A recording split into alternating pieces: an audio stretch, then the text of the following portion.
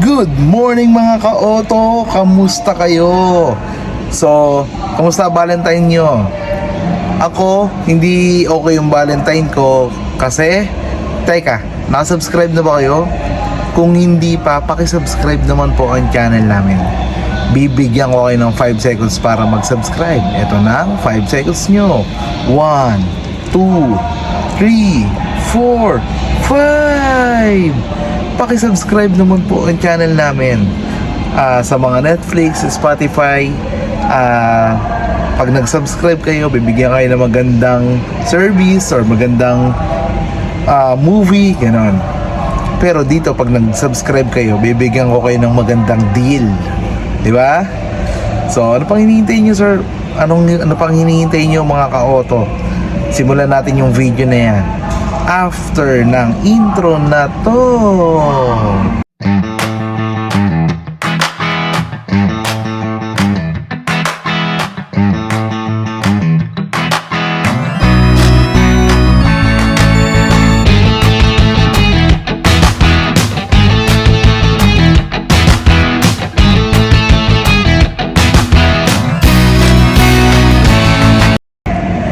So ayun na nga, hindi maganda yung Valentine ko kahapon kasi naalala nyo ba yung sa H100, yung trip natin papunta sa sentro, yung naglakbay ako, nag-commute ako,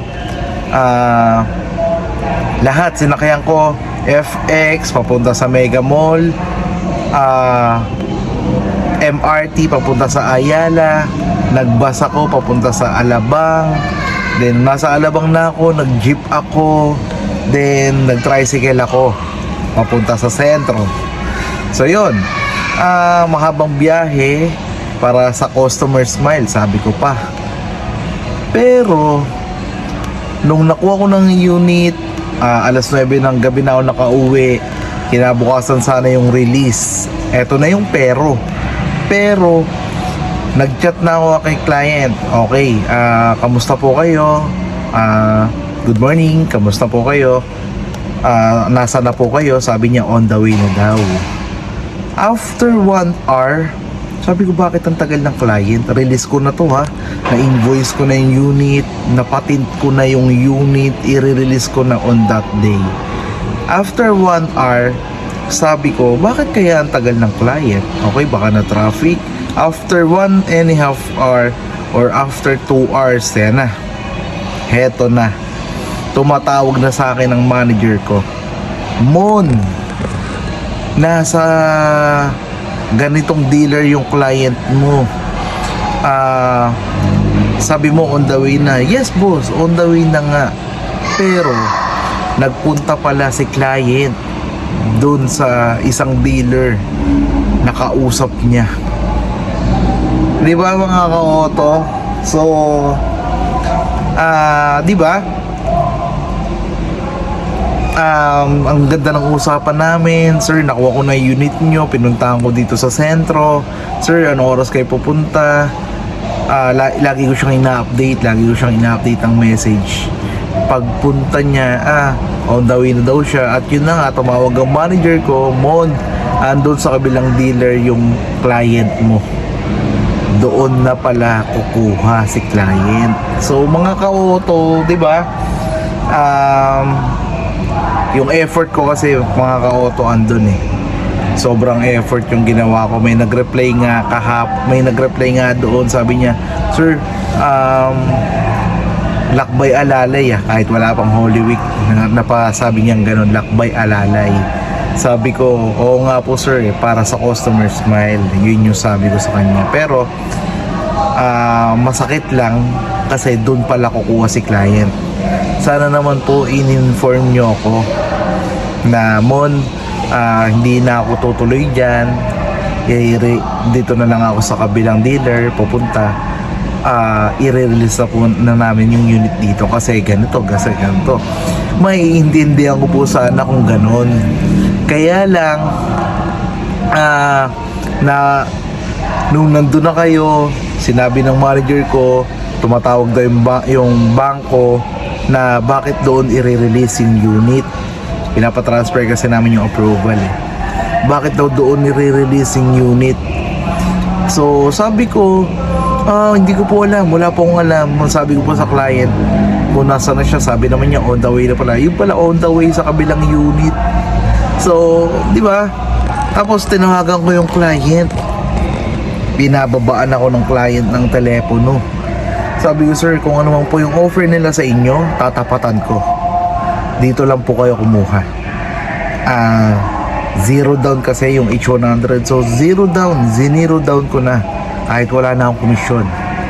Nag-offer pa ako, sir, dito mo na kunin ang sasakyan, bibigyan kita ng 5K. Aabonohan ko na lang. Yung 5K na yun para sa para sa commitment ko sa dealer, commitment ko sa bangko, commitment ko sa manager ko. Yun na yung gagawin ko na sana. Maglalabas na ako ng 5K para lang sa akin na kumuha. Nagmamakaawa ako kay client nun. Pero walang response. Nag-reply, sabi niya, sir, ganito yung nangyari. Sabi ko, sir, nag-commit kayo sa akin. Commitment. Binigay nyo sa akin yung commitment nyo, pinaayos ko yung unit, in-invoice ko yung unit, pinatint ko yung unit. Yung tint po, hindi po libre yun. Libre pag nakuha nyo. Pero paano pag hindi nakuha? Sino po mag-shoulder nun? Ako pa rin po yung mag-shoulder nun. Yung invoice, may mga bayad yun, may mga penalty po yun pag hindi po natuloy sa amin. Sa lahat po ng dealer yun, ha. Pag hindi natuloy sa isang ahente yun, may bayad yun. Cancellation ng invoice. Maliit man yun, may bayad pa rin yun. Yung sa tint, pag hindi natuloy, may bayad po yun. Malaki po yung babayad namin doon pag hindi natuloy. Kasi ginawa na yung unit, tapos hindi po namin mabibenta. Hindi po matutuloy. Unless, kung hahanapan ko ng buyer na parehas ng gusto natin. Paano kung hindi? Halimbawa, medium kasi yung nakalagay doon. Halimbawa, dark yung gusto nung isang bibili. Dark shade. Paano po gagawin natin doon? May bayad po yun lahat. Wala naman po sa akin yun. Ang akin lang, sana ini-inform nyo kaming mga ahente nyo na in a nice way. Kasi hindi lang naman po kayo yung naabala. Ako, syempre sobrang abala sa akin. Yung pagpunta ko pa lang doon, sobrang effort ko na noon. Sabi ko, sobrang effort ko na yon. Para sa akin kasi, yun yung ginagawa ng mga ahente para nga maging mapasaya ang kliyente nila. Pero, yun nga, sobrang sakit lang din kasi hindi kayo sa akin tumuloy. So, sana sir, sa susunod po na pagbili nyo, i-inform nyo po yung agent nyo kung saan kayo. Kayo din, mga ka-auto, i-inform nyo po yung agent na kausap nyo. Lahat naman po yan dadaan sa maayos sa pakikipag-usap. Kausapin nyo lang po kami ng maayos. Kausapin nyo lang po ng maayos yung agent nyo. Maintindihan naman po siguro yan. Huwag lang po yung biglaan na on the way pala sa kabilang dealer, di ba? So masakit yun. Hindi maganda sa part ng ahente, hindi maganda sa part ng management, at lalong hindi maganda sa part ng manager kasi si manager ko tumulong yan para sa approval ng unit. Si dealer, binigyan ako ng unit agad-agad para lang matuwa kayo, para lang hindi kayo lumipat or umalis sa amin. Pero nangyari pa rin hindi dapat mangyari. So sana lang hindi na po maulit. Sana lang sa mga ka-auto, mga viewers natin yan, kung bibili kayo ng sasakyan at gusto nyo lumipat, inform nyo ang dati nyong ahente kung bakit kayo babalik at bakit kayo aalis sa kanya. Yun, i-inform nyo siya. Kasi yun nga, hindi nga maganda sa part namin yun. Lalo na yun, yung nangyari sa akin, i-release ko na lang. Naka-ready na lahat, dokumento, invoice, tint unit, napaka-wash na, naka-ready na. Kukunin na lang ng client, yun pala sa ibang dealer kumuha. So yun nga po, syempre paano nga naman yung mga tint, yung mga gastos doon. So sana maintindihan po ng mga client na hindi po candy yung bibilihin yung sasakyan. Hindi po pag sinabi nyo dito na ako kukuha, dito ko na lang kukunin, ngayon ko na lang kukunin. Hindi po, may process po yan lahat, di ba? May proseso po ang lahat ang pagbili ng sasakyan. Hindi po yan parang candy na ayaw ko na kunin yan, hindi ko na gusto yung flavor niyan, dito ako sa kabila, dito ako bibili, di ba? Pag bibili kayo sa tindahan, babalik ko po itong binili kong candy, bibili ako dito sa kabilang candy ng candy sa kabilang tindahan. Ganun, di ba? Parang hindi naman po professional yung hindi po ako nagagalit. Sinasabi ko lang na sana paglilipat kayo or gusto nyo lumipat, i-inform nyo yung ahente nyo, i-inform nyo yung dealer kung bakit, kung anong reason nyo. Maiintindihan naman po namin yun. Basta yun nga, sasabihin nyo lang din ng maayos. So sana makakuha tayo ng lesson sa nangyari. Sana po hindi na maulit. Inform nyo lang po yung ahente, maintindihan po yun. Wala pong hindi nadadaan sa maayos na pakikipag-usap. So ayun mga ka-auto, yun lang yung kwentong Valentine ko.